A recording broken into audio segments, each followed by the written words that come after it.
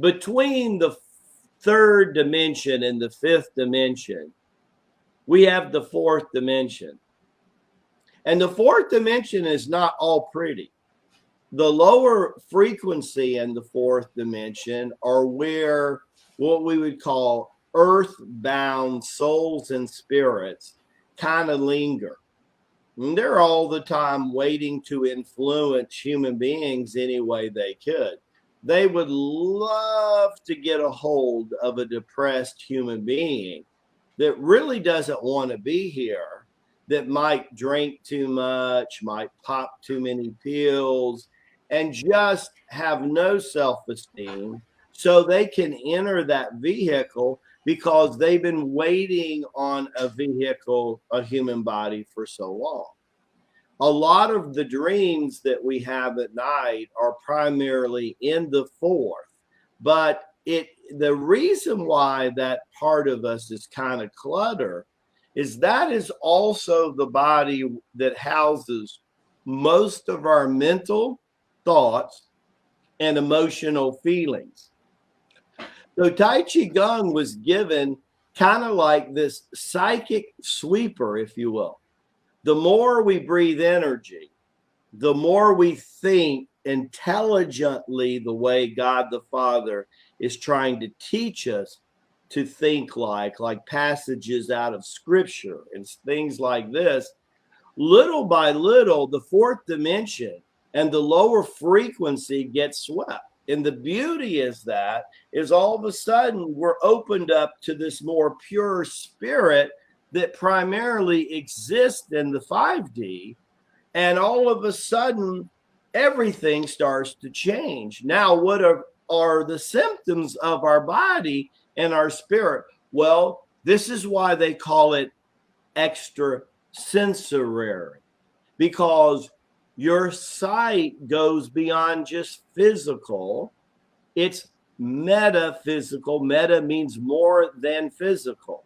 Your hearing goes beyond just physical 3D hearing.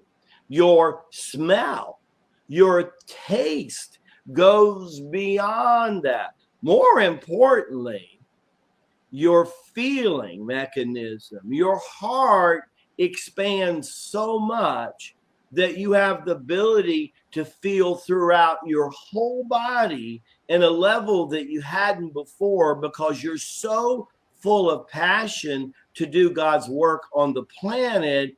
And now you know exactly what you're going to do and how you're going to get it done. And then you realize that we were sent here by his love and mercy and put everything on automatic pilot. And if we're to evolve enough and embrace this transformation of second birth, a good part of that is to do your highest and best. I remember one of the last things that happened to me before I left the Lamasery in Tibet was the master Boyan came up to me, the Maha Master, the head of our Lamasery, who was my mentor and one of the 12 when he was first educating me. And that was, Rasaji, you're going to be a father of 3 sons one day.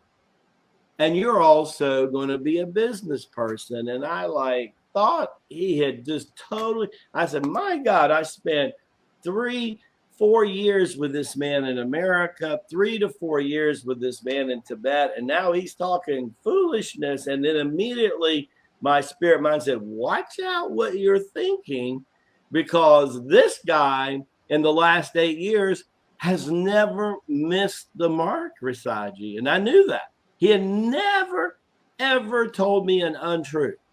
And I thought to myself, my God, can he see that far in advance?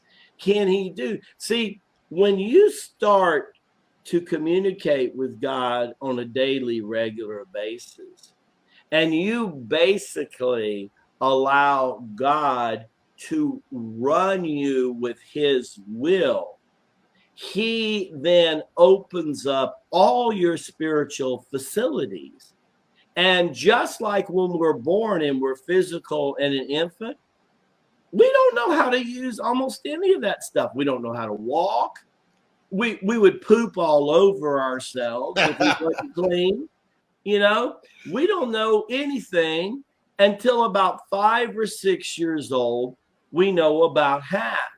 At adolescence, we know a little bit more. Why in the world? I hear so many new age butterfly kind of people today who just twinkle, twinkle, twinkle, and you're supposed to be this God being. It don't work that way. I know I went through a 50-year transition, and it made me more humble and more understanding that, you know, God's taught me a lot more than most people, but he's taught me enough to know that I'm walking around. I'm only 65 years old, and I know about this much. That's what I know. But I'm so thankful that I know this much, because most people know less than this. And yet they talk this big ego talk, and yet they have very little reference to the divine. They're not thankful for what he's done in their life. I spend, it seems like today, every wakening minute now using my prayer beads to do nothing but just thank God the Father. That's all I think I'm doing.